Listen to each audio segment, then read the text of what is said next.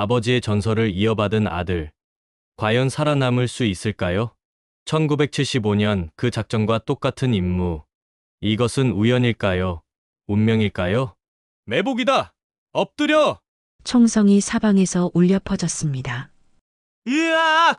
박철수 일병이 총에! 맞아 쓰러지며 피를 쏟았습니다. 철수야! 준호가 달려가려 했지만 상병이 막았습니다. 가지마! 죽고 싶어! 저는 동료를 버리지 않겠습니다. 작전 실패의 책임은 이준호에게 있다. 박 중대장의 냉혹한 선고에 준호는 믿을 수 없었습니다. 잠깐 무료 버튼인 구독과 좋아요 꼭 눌러주시면 여러분 가정에 큰 복과 행운이 가득할 것입니다. 감사합니다. 인천의 작은 단독주택 골목길에는 아직도 1990년대 후반의 정취가 고스란히 남아 있었습니다. 낡은 벽돌담 사이로 고양이 한 마리가 유유히 걸어가고 어디선가 들려오는 라디오 소리가 평화로운 오후를 더욱 고요하게 만들고 있었죠. 아이고, 종국이 아버지. 오늘도 텃밭에서 고생하시네요. 이웃집 할머니가 손을 흔들며 인사를 건넵니다. 땀에 젖은 군복 차림의 이종국은 호미를 든 손으로 모자를 벗어 인사를 받았습니다. 허허, 별거 아닙니다. 몸이 근질근질해서 가만히 있을 수가 없어요. 종국은 60이 넘었지만 여전히 우람한 체격을 자랑했습니다. 특전사 출신답게 곧은 어깨와 단단한 근육이 세월의 무게를 이겨내고 있었죠.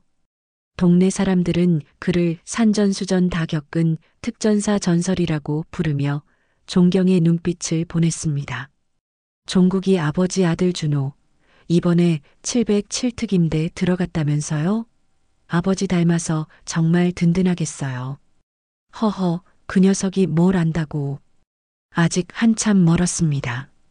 종국은 겸손하게 웃어 보였지만 마음속으론 자랑스러움이 차올랐습니다. 자신이 걸었던 그 험난한 길을 아들도 따라 걷고 있다는 사실이 뿌듯하면서도 한편으론 걱정스럽기도 했죠. 집 안으로 들어선 종국은 거실벽에 걸린 사진들을 바라봤습니다. 젊은 시절 특전사 복장을 한 자신의 모습, 그리고 최근에 찍은 준호의 입대 사진이 나란히 걸려 있었습니다. 준호야. 종국은 아들의 사진을 바라보며 깊은 한숨을 내쉬었습니다. 아들이 자신과 같은 길을 걷기로 했을 때 말리고 싶었지만 차마 그럴 수 없었죠. 군인의 자부심이 그것을 허락하지 않았습니다. 한편 707특임대 막사에서는 이준호가 침상에 누워 천장을 바라보고 있었습니다.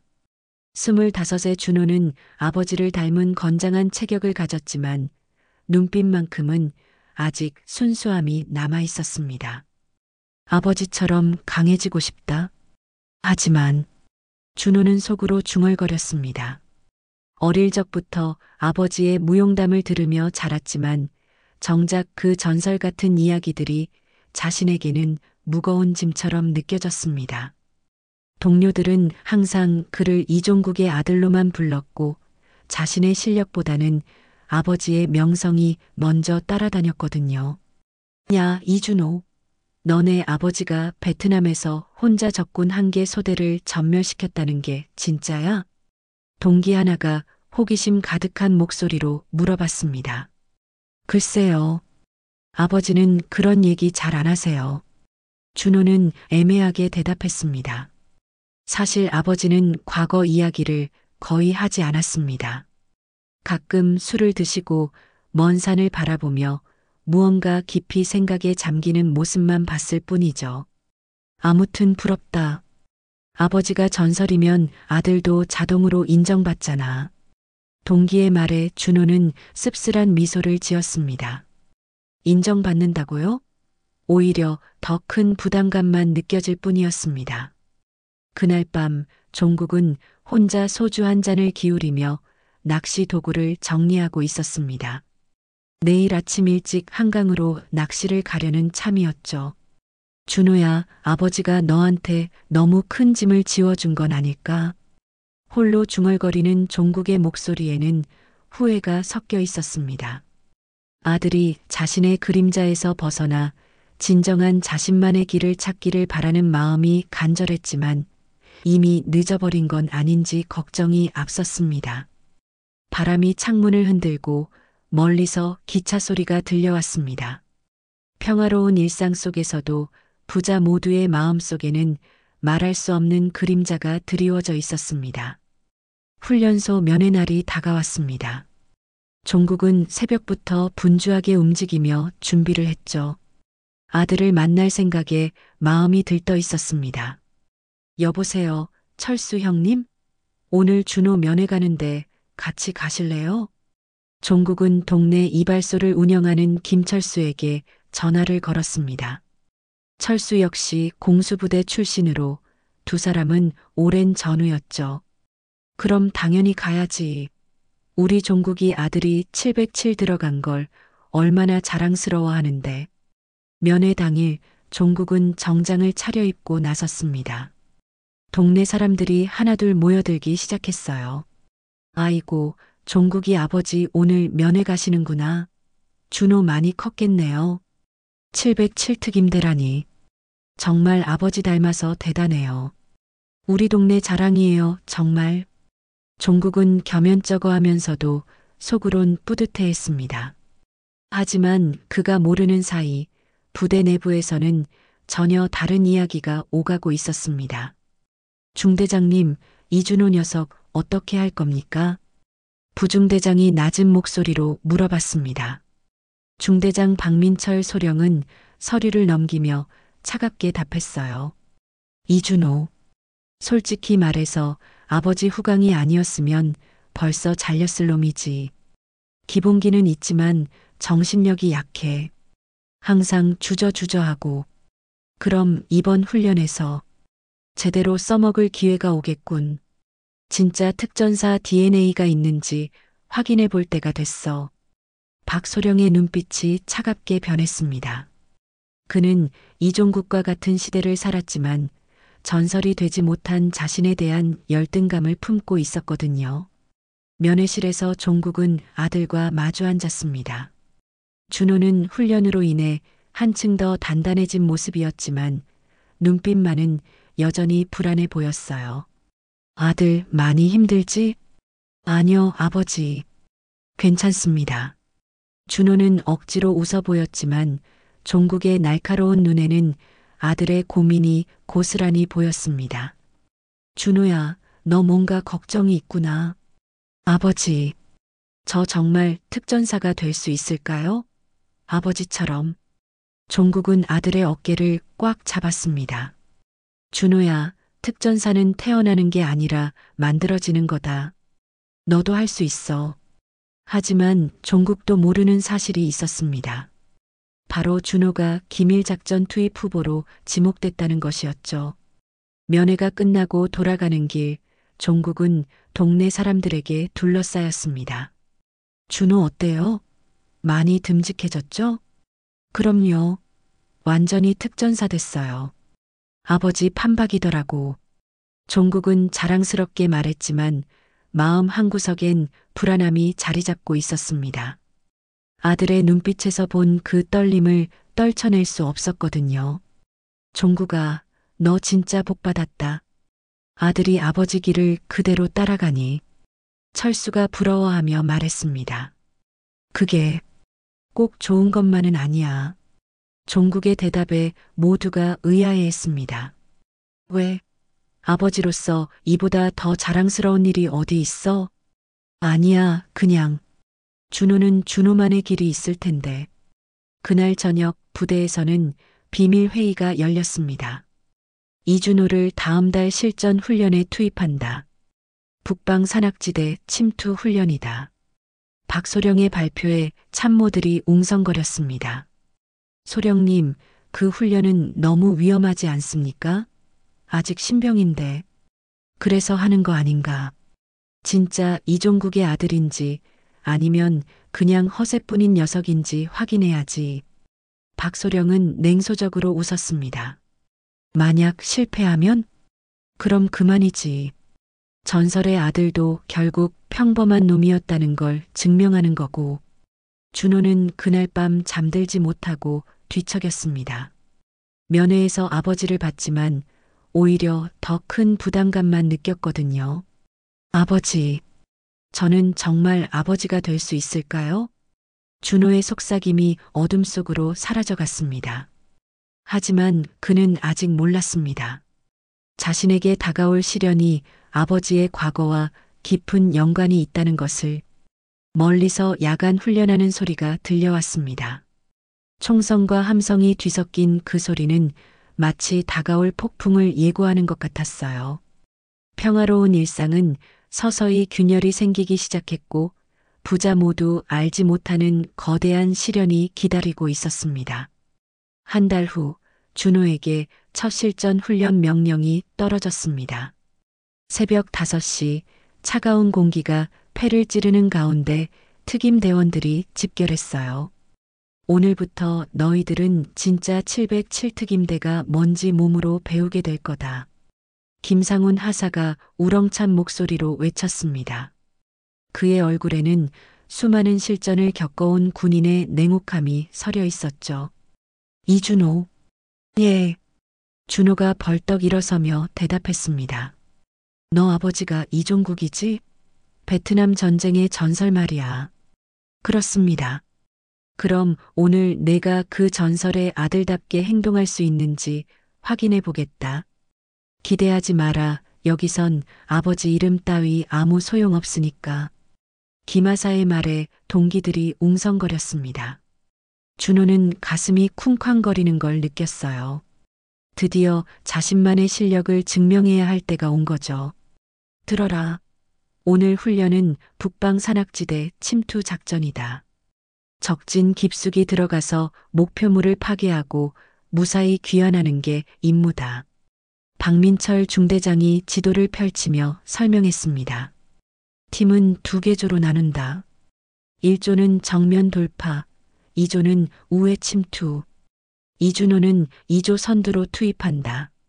동기 중 하나인 최민수가 속삭였습니다. 야, 너 왜 바로 선두야? 신병이 선두 서는 법 없는데. 준호도 이상했지만 명령에 따를 수밖에 없었습니다. 훈련이 시작되자 707특임대의 냉혹한 현실이 드러났습니다. 동기들은 경쟁자였고 선임들은 신병을 짓밟으려고 혈안이 되어 있었어요. 이준호, 너 뭐하냐? 빨리 움직여. 선임 조성민 상병이 소리쳤습니다. 아직 안전 확인이 안 됐는데. 안전?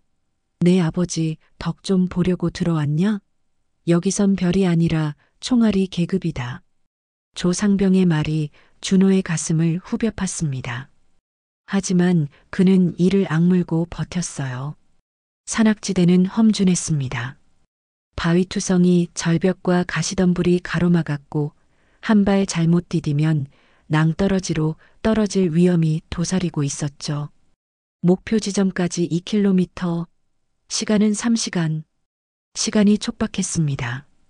준호는 앞장서서 길을 열어나갔어요. 그런데 이상했습니다. 평소보다 몸이 가벼웠고 마치 이 산을 전부터 알고 있었던 것처럼 길이 보였거든요. 저기 바위 뒤로 가면 지름길이 있을 것 같은데. 준호의 직감이 맞았습니다. 정말로 숨겨진 길이 있었어요. 야, 이준호. 어떻게 알았어? 동기들이 놀라워했지만 준호 자신도 신기했습니다. 저도 모르겠어요. 그냥 느낌이. 하지만 그 순간 함정이 기다리고 있었습니다. 으악! 갑자기 최민수가 비명을 지르며 구덩이로 떨어졌어요. 훈련용이라고는 하지만 실제로 다칠 수 있는 함정이었죠. 민수야. 준호가 밧줄을 던져 구덩이로 내려갔습니다. 최민수의 다리에서 피가 흘러나오고 있었어요. 아파. 다리가 부러진 것 같아. 진정해. 내가 업고 올라갈게. 준호는 최민수를 등에 업고 구덩이에서 빠져나왔습니다. 하지만 조성민 상병은 냉정했어요. 이준호, 너 지금 뭐 하는 거야? 임무 포기하려고. 선임님, 민수가 다쳤습니다. 그래서 실전에서도 다친 놈 때문에 작전 포기할 거야? 준호는 순간 망설였습니다. 아버지라면 어떻게 했을까요? 선임님, 저는 동료를 버리고 갈 수 없습니다. 내 아버지는 그러지 않았을 텐데, 이종국은 임무를 위해서라면 무엇이든 희생했거든. 조상병의 말에 준호가 깜짝 놀랐습니다. 그게 무슨 말입니까? 나중에 알게 될 거야. 어쨌든 지금은 임무가 우선이다. 결국 준호는 최민수를 안전한 곳으로 옮긴 후 혼자서 목표 지점을 향해 달렸습니다. 시간은 이미 절반이 지나 있었어요. 젠장, 시간이 부족해. 하지만 준호에게는 뭔가 특별한 감각이 있었습니다. 마치 아버지의 DNA가 깨어나는 것처럼 모든 것이 선명하게 보였어요. 적의 위치, 지형의 특성, 최적의 침투 경로까지. 적이다. 준호는 번개같이 움직여 목표물을 파괴했습니다. 그리고 무사히 집결지로 돌아왔어요. 어떻게 혼자서? 동기들이 믿을 수 없다는 표정을 지었습니다. 박민철 중대장도 놀란 기색을 감추지 못했어요. 이준호, 내 안에 정말 특전사의 피가 흐르는구나. 하지만 준호는 기뻐할 수 없었습니다. 훈련을 마치고 돌아오는 길에 조성민 상병이 한 말이 계속 머릿속을 맴돌았거든요. 아버지가 임무를 위해 무엇이든 희생했다고? 그게 대체 무슨 뜻이지? 그날 밤 준호는 처음으로 아버지에 대한 의구심을 품기 시작했습니다. 과연 자신이 알고 있는 아버지의 모습이 전부일까요? 그리고 자신이 각성한 이 전투 감각은 정말 자랑스러운 것일까요? 어둠 속에서 준호의 눈빛이 번뜩였습니다. 뭔가 알 수 없는 불안감이 그의 마음을 짓누르고 있었어요. 일주일이 지난 후 최민수는 부러진 다리 때문에 의무실에 입원해 있었습니다. 준호는 매일 면회를 갔지만 민수의 상태는 생각보다 심각했어요. 준호야, 고마워. 내가 아니었으면 큰일 날 뻔했어. 민수가 깁스를 한 다리를 바라보며 말했습니다. 무슨 소리야? 당연한 거지. 하지만 준호의 마음은 편하지 않았습니다. 훈련 중 사고가 났는데도 상부에서는 아무런 조치를 취하지 않았거든요. 그날 오후 준호는 박민철 중대장을 찾아갔습니다. 중대장님, 최민수 사건에 대해 보고서를 올리지 않으셨나요? 박 중대장은 서류에서 눈을 떼지도 않고 대답했습니다. 보고서? 무슨 보고서 말이냐? 훈련 중 사고가 발생했는데. 사고? 나는 사고라고 들은 적이 없는데. 박 중대장이 드디어 고개를 들었습니다. 그의 눈빛은 차갑기 그지없었어요. 하지만 민수가 다리를 다쳤습니다. 이준호, 너 지금 상관에게 대들고 있는 거냐? 그게 아니라 훈련은 원래 위험한 거다. 그 정도 각오도 없으면서 707에 왜 들어왔냐? 박 중대장이 벌떡 일어서며 소리쳤습니다. 민수 사건은 훈련 중 발생한 단순한 부상이다.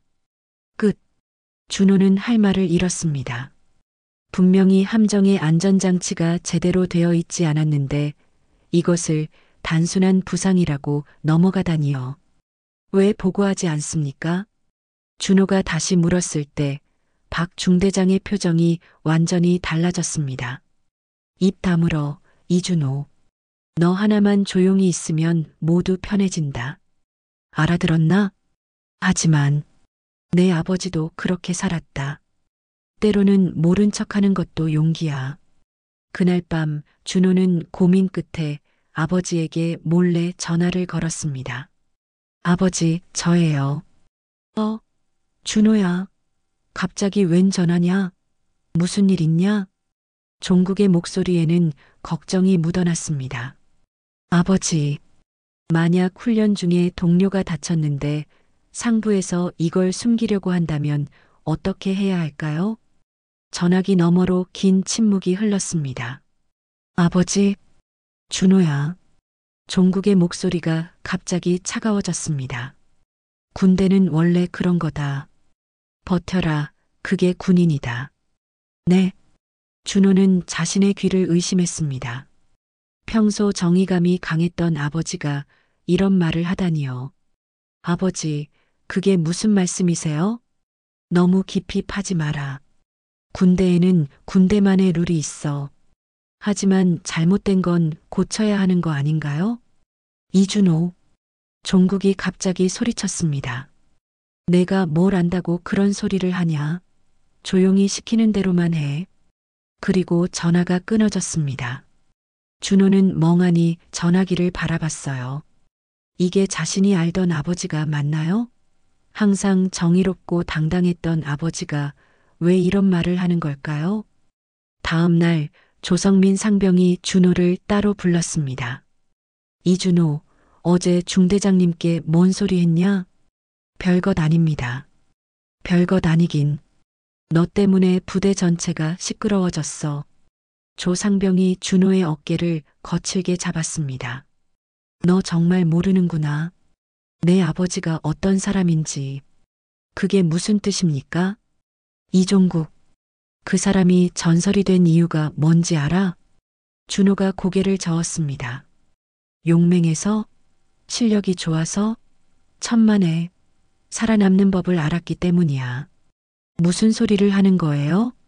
베트남에서 내 아버지 부대가 전멸당했을 때 혼자만 살아남았거든.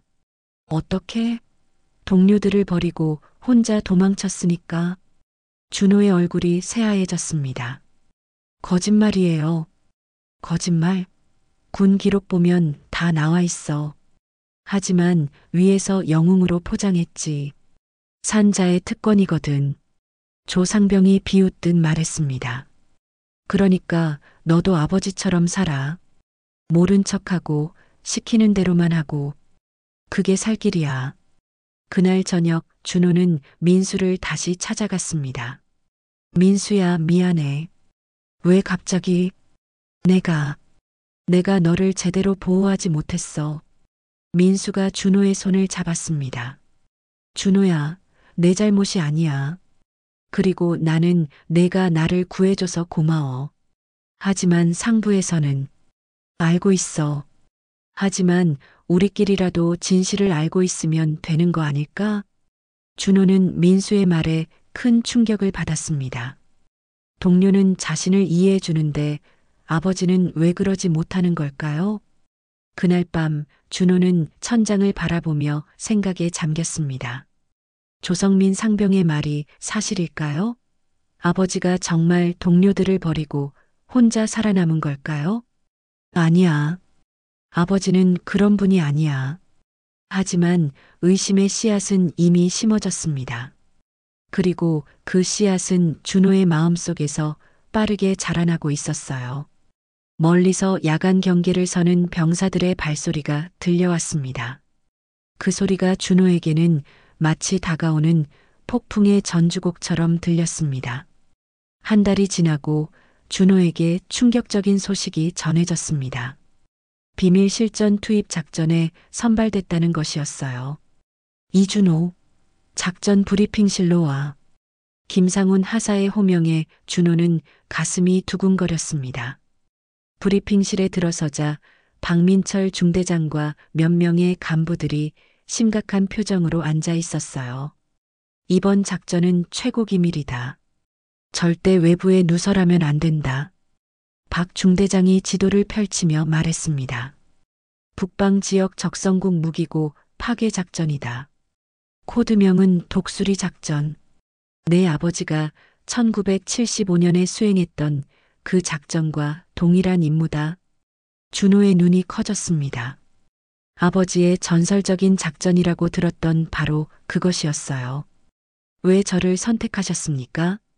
내 아버지의 DNA를 확인해 보고 싶어서다. 과연 이종국의 아들이 그 전설을 이어갈 수 있는지 말이야. 박 중대장의 눈빛에는 이상한 기대감이 서려 있었습니다. 작전은 일주일 후 시작됐습니다. 준호를 포함해 5명의 정예요원이 투입됐어요. 팀장은 이병훈 중사, 부팀장은 조성민 상병이었습니다. 목표 지점까지 20km. 야간 침투 후 새벽에 폭파하고 철수한다. 이 중사가 작전을 설명했지만 뭔가 석연치 않은 부분이 많았어요. 중사님, 지원부대는 어디에 있습니까?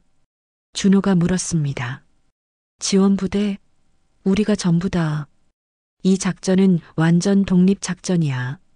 그럼 만약 문제가 생기면 알아서 해결하는 거지. 그게 특전사 아니냐? 조성민 상병이 비웃듯 말했습니다. 침투는 순조롭게 진행됐습니다.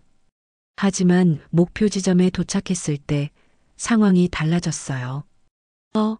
무기고가 비어있네?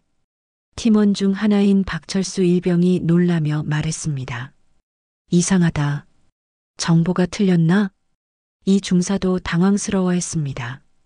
바로 그 순간 총성이 울려 퍼졌습니다. 매복이다. 엎드려. 적들이 사방에서 나타났어요. 완전한 함정이었습니다. 으악! 박철수 일병이 총에 맞아 쓰러졌습니다. 피가 쏟아져 나왔어요. 철수야. 준호가 달려가려 했지만 조성민 상병이 막았습니다. 가지마. 죽고 싶어? 하지만 철수가 이미 늦었어. 철수하자. 하지만 준호는 포기할 수 없었습니다. 동료를 버리고 갈 수는 없었거든요. 중사님, 철수를 구해야 합니다. 안 돼. 너무 위험해. 그 순간 준호에게 이상한 기억이 떠올랐습니다. 마치 아버지의 목소리가 들리는 것 같았어요. 살아남는 게 우선이다. 때로는 희생이 필요해. 아니야. 준호가 소리쳤습니다. 저는 동료를 버리지 않겠습니다. 준호는 총격을 무릅쓰고 박철수에게 달려갔습니다. 하지만 이미 늦었어요. 철수는 숨을 거두고 있었습니다. 준호야, 미안해. 철수가 마지막 말을 남기고 눈을 감았습니다. 철수야, 철수야. 준호가 울부짖었지만 죽은 자는 돌아오지 않았어요. 결국 팀은 철수의 시신을 버리고 철수할 수밖에 없었습니다. 준호는 온몸이 떨렸어요. 부대로 돌아온 후 박민철 중대장은 차갑게 말했습니다. 작전 실패의 책임은 이준호에게 있다. 네. 내가 명령을 어기고 개인 행동을 했기 때문에 박철수가 죽었다. 준호는 믿을 수 없었습니다. 그게 아닙니다. 정보가 틀렸고 매복당했습니다. 변명하지 마라. 내가 팀워크를 해쳤어. 그 순간 이종국이 부대로 들이닥쳤습니다. 누군가 연락을 한 것 같았어요. 준호. 아버지의 목소리가 부대 전체에 울려 퍼졌습니다. 아버지, 이 자식아, 너 뭘 한 거야? 종국이 준호에게 다가와 손을 들었습니다. 동료가 죽었는데 내가 살아왔다고? 아버지, 넌 내 아들이 아니다. 특전사의 이름을 더럽혔다. 종국의 외침이 부대 전체를 얼어붙게 만들었습니다. 아버지, 제 말 좀 들어보세요. 들을 게 뭐가 있어. 내가 무능해서 동료가 죽은 거 아니야. 준호는 절망에 빠졌습니다. 아버지마저 자신을 버렸어요. 내 아버지는 절대 동료를 죽게 하지 않았다. 너는 아버지를 닮지도 못했어. 그날 밤 준호는 영창에 갇혔습니다. 부대 규율 위반과 작전 실패의 책임을 물어서였어요. 차가운 영창 바닥에 앉아 준호는 생각했습니다. 정말 내가 잘못한 걸까? 동료를 구하려던 게 잘못된 건가? 하지만 더 큰 의문이 들었습니다. 왜 작전 정보가 틀렸을까? 왜 지원 부대가 없었을까? 그리고 왜 아버지는 자신의 말도 듣지 않고 비난했을까? 뭔가 이상해. 이 모든 게 계획된 것 같아. 준호의 눈빛이 번뜩였습니다. 진실을 알아야겠다는 결심이 서기 시작했어요. 멀리서 야간 점호하는 소리가 들려왔습니다. 그 소리가 준호에게는 마치 진실을 향한 출발의 나팔 소리처럼 들렸습니다. 내 아버지의 과거를 덮기 위해서지. 내가 똑같이 행동하면 부자가 다 그런 거다라고 넘어갈 수 있으니까. 준호는 모든 것이 계획된 음모였다는 사실에 경악했습니다. 하지만 넌 예상과 달랐어.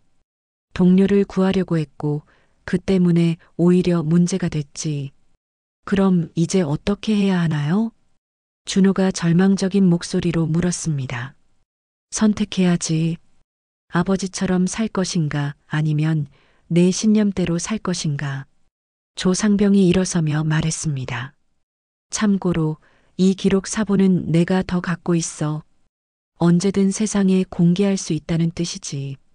그날 밤 준호는 기록을 다시 읽으며 결심을 굳혔습니다. 죽음보다 더 두려운 건 진실을 외면하는 거다. 나는 정의로운 군인이 될 거야. 준호의 눈빛에서 이전과는 다른 의지가 번뜩였습니다. 아버지의 그림자에서 벗어나 자신만의 길을 걷기로 결심한 거예요. 멀리서 새벽을 알리는 나팔 소리가 들려왔습니다. 그 소리가 준호에게는 새로운 시작을 알리는 희망의 메시지처럼 느껴졌습니다. 영창에서 사흘째 되는 날, 준호는 우연히 오래된 종이 뭉치를 발견했습니다. 영창 바닥 돌틈 사이에서 나온 낡은 기록이었어요. 이게 뭐지? 준호가 조심스럽게 펼쳐보니 그것은 1975년 군 작전 기록이었습니다. 바로 아버지가 참여했던 독수리 작전의 진짜 기록이었어요. 1975년 11월 15일 독수리 작전 최종 보고서. 준호의 손이 떨렸습니다. 기록을 읽어내려가면서 그의 눈이 점점 커졌어요. 작전 지휘관 이종국 중사. 적 기지 완전 파괴 성공. 여기까지는 알고 있던 내용이었습니다. 하지만 다음 내용이 놀라웠어요. 이종국 중사는 적의 기습 공격으로 부대원 4명이 부상당하자 홀로 적진에 뛰어들어 적 30여 명과 교전. 자신의 목숨을 걸고 부상당한 동료들이 안전하게 후송될 수 있도록 시간을 벌었음. 준호는 숨을 멈췄습니다. 이종국 중사는 마지막까지 동료들의 안전을 확인한 후 단독으로 임무를 완수했음. 하지만 이 과정에서 중상을 입었으며 3일간 적지에서 혼자 버텨내야 했음. 아버지가. 준호의 눈에서 눈물이 흘러내렸습니다. 하지만 이번엔 감동의 눈물이었어요. 더 놀라운 내용이 이어졌습니다. 구조 당시 이종국 중사는 내 부하들은 무사한가? 를 가장 먼저 물었음. 자신의 부상보다 동료들의 안위를 더 걱정했음. 김태준 상병의 증언 중사님이 없었다면 우리 모두 죽었을 겁니다. 중사님은 진짜 영웅입니다. 준호는 기록을 읽으며 아버지에 대한 자랑스러움이 차올랐습니다. 박영호 일병의 증언 이종국 중사님은 자신이 죽을 수도 있는 상황에서도 우리를 먼저 구하셨습니다. 평생 잊지 못할 은인입니다. 그런데 마지막 부분에 충격적인 내용이 있었어요. 하지만 이종국 중사는 이 사실이 알려지는 것을 극도로 꺼려했음. 나는 당연한 일을 했을 뿐이다. 동료를 버리고 혼자 살아남았다면 그게 진짜 수치다라고 말하며 표창을 거부했음. 정부에서는 이 작전을 대대적으로 홍보하려 했으나 이종국 중사의 강력한 반대로 축소 발표했음. 그는 전쟁에서 영웅은 없다. 다만 운이 좋아 살아남은 것뿐이라며 끝까지 겸손한 태도를 보였음. 준호는 모든 것을 이해했습니다. 아버지. 그래서 그 얘기를 안 하셨구나. 아버지가 과거 이야기를 꺼리던 이유가 부끄러워서가 아니라 너무 겸손해서였던 거예요. 아버지는 진짜 영웅이셨어. 하지만 스스로는 그렇게 생각하지 않으셨던 거야. 그런데 왜 아버지가 자신에게 그렇게 냉정했을까요? 준호는 더 생각해 봤어요. 아, 아버지는 내가 동료를 구하려다가 죽을까봐 걱정하셨던 거구나. 아버지 입장에서는 아들이 자신과 똑같은 위험한 선택을 할까봐 두려웠던 거였어요. 그래서 일부러 냉정하게 대한 거였죠. 아버지는 나를 미워한 게 아니라 걱정한 거였어. 준호는 기록을 가슴에 안으며 눈물을 흘렸습니다. 내가 너무 이기적이었구나. 아버지 마음도 모르고. 그 순간 준호는 진정한 군인이 무엇인지 깨달았습니다. 진정한 용기는 자랑하는 게 아니라 묵묵히 실천하는 거구나. 아버지처럼 동료를 지키는 것, 하지만 그것을 자랑하지 않는 것. 그것이 진정한 특전사의 모습이었어요. 나는 아버지와 다르다고 생각했는데 사실은 아버지를 닮고 싶었던 거야. 준호는 깊이 반성했습니다. 아버지, 죄송합니다. 이제 알겠어요. 그날 밤 준호는 새로운 다짐을 했습니다. 나는 아버지처럼 정의로운 군인이 될 거야. 하지만 동시에 내 방식으로 진실을 지켜나갈 거야. 준호는 부대의 비리와 은폐를 그냥 넘어갈 수 없었어요. 아버지가 동료를 지켰듯이 자신도 정의를 지키고 싶었거든요. 죽음보다 더 두려운 건 진실을 외면하는 거다. 나는 아버지의 정신을 이어받아 정의로운 군인이 될 거야. 준호의 눈빛에서 확고한 의지가 번뜩였습니다. 이제 그는 아버지를 이해했고 동시에 자신만의 길을 찾았어요. 멀리서 새벽을 알리는 나팔 소리가 들려왔습니다. 그 소리가 준호에게는 새로운 출발을 알리는 희망의 메시지처럼 느껴졌습니다. 영창에서 나온 지 일주일 후 준호는 중대한 결심을 했습니다. 707 내부의 비리와 은폐를 더 이상 참을 수 없었거든요. 최민수 사건부터 박철수의 죽음까지 이 모든 걸 그냥 덮고 넘어갈 순 없어. 준호는 모든 증거를 수집하기 시작했습니다. 훈련 중 사고 기록, 안전장치 미비 사실, 그리고 작전 정보 조작까지 차근차근 정리해 나갔어요. 이제 군 검찰에 신고해야겠어. 하지만 그 순간 이종국이 부대를 찾아왔습니다.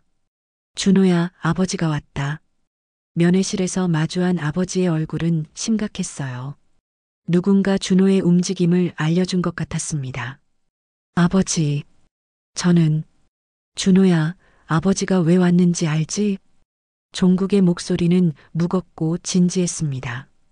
내가 지금 하려는 일 때문이야. 준호는 가슴이 두근거렸어요. 아버지가 자신을 말리러 온 건 분명했습니다.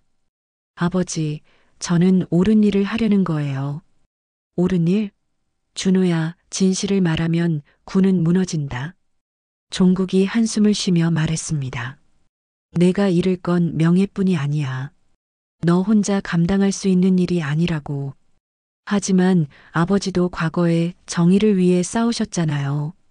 준호가 간절히 말했습니다. 영창에서 발견한 기록 때문에 아버지에 대한 존경이 더욱 깊어졌거든요. 그때와 지금은 달라. 아버지는 전쟁터에서 동료를 지켰지만 지금 내가 하려는 건 저도 동료를 지키는 거예요. 앞으로 또 다른 피해자가 생기지 않도록. 준호의 눈빛이 확고했습니다. 아버지, 제가 영창에서 아버지의 진짜 기록을 봤어요. 종국의 얼굴이 굳어졌습니다. 아버지가 얼마나 훌륭한 분인지 알게 됐어요. 동료들을 위해 목숨 걸고 싸우셨고 그런데도 겸손하게 숨기고 계셨죠. 준호야, 그런 아버지의 아들로서 저도 정의를 위해 싸우고 싶어요. 종국은 아들의 말에 깊은 고민에 빠졌어요. 한편으론 자랑스럽지만 다른 한편으론 걱정이 앞섰습니다. 내가 진실을 폭로하면 어떻게 될지 아냐? 너만 희생양이 될 거야. 그래도 해야 할 일이에요. 준호야, 아버지 말 좀 들어라. 종국이 목소리를 높였습니다. 아버지도 젊었을 때는 너처럼 생각했어. 하지만 세상은 그렇게 단순하지 않다고. 그럼 아버지는 포기하라는 말씀이세요? 아니야. 하지만 종국은 말을 잇지 못했어요. 아들의 정의감이 자신의 젊은 시절과 너무 닮아 있었거든요. 아버지, 저는 이미 결심했어요. 준호가 일어서며 단호하게 말했습니다. 아버진 이미 명예를 잃으셨습니다. 뭐라고? 제가 이런 일을 저지르면 아버지도 함께 비난받으실 거라는 뜻이에요. 하지만 저는 잃어도 끝까지 싸우겠습니다. 종국은 아들의 말에 충격을 받았어요. 정말로 자신의 피가 흐르는 아들이었습니다. 그날 밤 준호는 군 검찰청에 모든 자료를 제출했습니다. 707 특임대 내부의 비리, 안전규정 위반, 작전 조작까지 모든 것을 낱낱이 고발했어요. 며칠 후 군 법정이 열렸습니다. 준호는 증인석에 섰고 방청석에는 이종국이 앉아 있었어요. 증인 이준호, 진술해 주십시오. 판사의 말에 준호가 일어섰습니다. 존경하는 재판장님, 저는 707 특임대에서 벌어진 모든 비리와 은폐 사실을 증언하겠습니다. 준호는 차근차근 모든 것을 설명했어요. 최민수의 사고, 박철수의 죽음, 그리고 상부의 은폐 시도까지. 피고인들은 군인의 명예를 더럽혔습니다. 동료의 목숨보다 자신들의 체면을 더 중요하게 여겼어요. 방청석에서 웅성거리는 소리가 들렸습니다. 저는 진정한 군인이라면 약자를 보호하고 정의를 실현해야 한다고 믿습니다. 준호의 목소리가 법정에 울려 퍼졌습니다. 박민철 중대장이 변호사와 속삭이며 준호를 노려봤어요. 하지만 준호는 흔들리지 않았습니다. 제 아버지 이종국은 베트남 전쟁에서 동료들을 지키기 위해 목숨을 걸었습니다. 저도 그런 군인이 되고 싶습니다. 그 순간 방청석에서 이종국이 천천히 일어섰습니다. 재판장님, 네, 말씀하십시오. 제 아들의 증언이 모두 사실입니다. 법정이 조용해졌어요. 저 역시 제 아들이 자랑스럽습니다. 종국의 목소리가 떨렸습니다. 아버지, 준호의 눈에 눈물이 고였어요. 제 아들은 저보다 용감합니다. 진실을 말하는 진짜 용기를 가졌거든요. 종국이 고개를 숙였습니다. 저는 아들을 말렸습니다. 하지만 틀렸어요. 진실은 반드시 밝혀져야 합니다. 그날 법정에서 부자는 처음으로 진정한 화해를 했습니다. 서로 다른 방식이었지만 둘 다 정의를 추구하는 마음은 같았거든요. 판결은 며칠 후에 나올 예정이었지만 준호는 이미 승리했다고 느꼈어요. 아버지의 이해와 지지를 얻었으니까요. 한 달 후 군 법정의 최종 판결이 내려졌습니다. 박민철 중대장과 관련자들은 모두 유죄 판결을 받았어요. 하지만 준호에게는 예상치 못한 결과가 기다리고 있었습니다. 이준호 일병, 군 복무 부적격 판정으로 강제 전역 처분한다. 판사의 선고에 법정이 술렁였습니다. 비리를 폭로한 것이 오히려 준호에게는 독이 된 거였어요. 재판장님, 이건 너무 부당합니다. 방청석에서 이종국이 벌떡 일어섰지만 이미 내려진 판결을 바꿀 수는 없었어요. 아버지, 괜찮습니다. 준호는 오히려 담담했습니다. 이미 각오하고 있던 일이었거든요. 법정을 나서며 준호는 아버지와 나란히 걸었어요. 준호야, 미안하다. 아버지가 너를 제대로 보호해주지 못했구나. 아니에요, 아버지. 저는 후회하지 않아요. 준호의 얼굴에는 평온한 미소가 떠올랐습니다. 이게 제가 선택한 길이에요.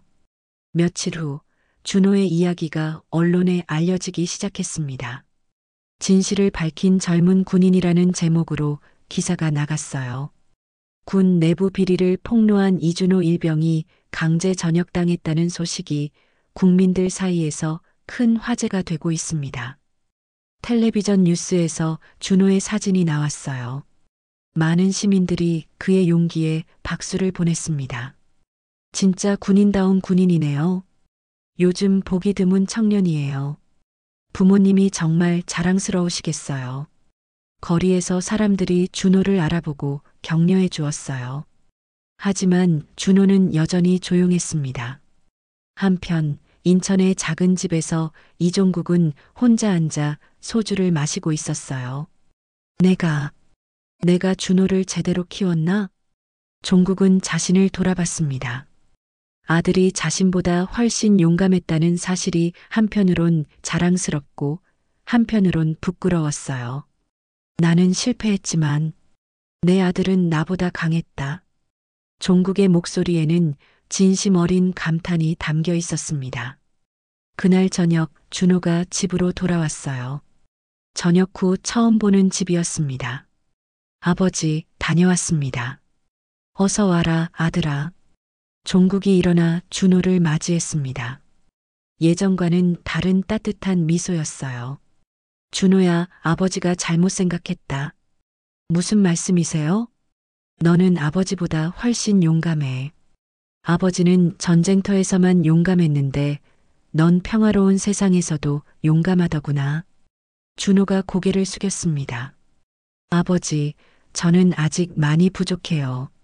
아니야, 너는 이미 충분히 훌륭해. 종국이 아들의 어깨를 토닥였습니다. 앞으로 뭘 할 생각이냐? 아직 정하지 못했어요. 하지만 준호가 잠시 생각하더니 말했습니다. 정의로운 일을 계속하고 싶어요. 어떤 형태든 상관없이. 그래, 그거면 됐다. 며칠 후 준호에게 뜻밖의 제안이 들어왔어요. 시민단체에서 군 인권보호 활동을 함께 하자는 것이었습니다. 이준호 씨의 용기가 많은 사람들에게 희망을 주었습니다. 함께 일해주세요. 준호는 기꺼이 승낙했습니다. 이제 군복은 벗었지만 정의를 위한 싸움은 계속할 수 있었거든요. 한 달 후 준호는 전국을 돌며 강연을 하고 있었어요. 용기는 두려움이 없는 게 아닙니다. 두려워도 옳은 일을 하는 것이 진짜 용기예요. 청중들이 박수를 보냈습니다. 저는 아버지의 그림자에서 벗어나려고 했지만 결국 아버지로부터 배운 정의감 덕분에 여기까지 올 수 있었습니다. 준호의 말에 관객석에서 이종국이 조용히 미소 지었어요. 아들을 보러 몰래 온 거였습니다. 여러분도 각자의 자리에서 작은 용기를 발휘해 주세요. 그것이 세상을 바꾸는 시작입니다.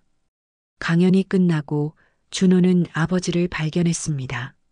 아버지, 언제 오셨어요? 방금 왔다. 우리 아들 자랑스러워서 구경 왔지. 부끄럽네요. 부끄러울 게 뭐가 있어. 너는 아버지보다 훨씬 멋있어. 그날 밤 부자는 함께 집으로 돌아갔습니다. 준호야, 이제 너는 아버지 이름이 아니라 내 이름으로 살아가고 있구나. 네, 그런 것 같아요. 좋다. 내가 만들어갈 새로운 전설을 기대하고 있을게. 준호는 아버지를 용서하지는 못했습니다. 과거의 상처가 완전히 아문 것은 아니었거든요. 하지만 이해하게 됐어요. 아버지도 나름대로 최선을 다했다는 것을. 그리고 무엇보다 이제 준호는 자신만의 길을 찾았습니다. 아버지의 그림자가 아닌 이준호라는 이름으로 세상과 맞서는 길을 말이에요. 나는 새로운 전설을 만들 거야. 정의롭고 당당한 전설을. 준호의 눈빛이 미래를 향해 빛났습니다. 어둠 속에서도 꺾이지 않는 희망의 빛이었어요. 아버지의 그림자를 넘어선 아들, 이준호의 이야기가 이렇게 마무리됩니다. 어떠셨나요? 이종국 아버지의 숨겨진 영웅담과 아들 준호가 자신만의 정의를 찾아가는 여정을 통해 우리는 진정한 용기가 무엇인지 다시 한번 생각해 볼 수 있었습니다. 이종국 아버지처럼 묵묵히 희생하면서도 겸손한 마음을 잃지 않는 것이 우리가 배워야 할 진정한 모습이 아닐까 합니다. 이 이야기가 여러분의 마음에 작은 울림이라도 주었다면 좋아요 버튼을 꾹 눌러주세요. 그리고 구독과 알림 설정도 잊지 마시고요. 앞으로도 우리 시니어 세대의 마음을 따뜻하게 어루만져 드리는 감동적인 이야기들로 찾아뵙겠습니다. 다음에는 또 어떤 이야기로 만나뵐까요? 여러분의 소중한 댓글과 응원이 저에게는 가장 큰 힘이 됩니다. 오늘도 들어주셔서 진심으로 감사드리고 항상 건강하시고 행복하세요. 다음 이야기에서 또 만나요. 감사합니다.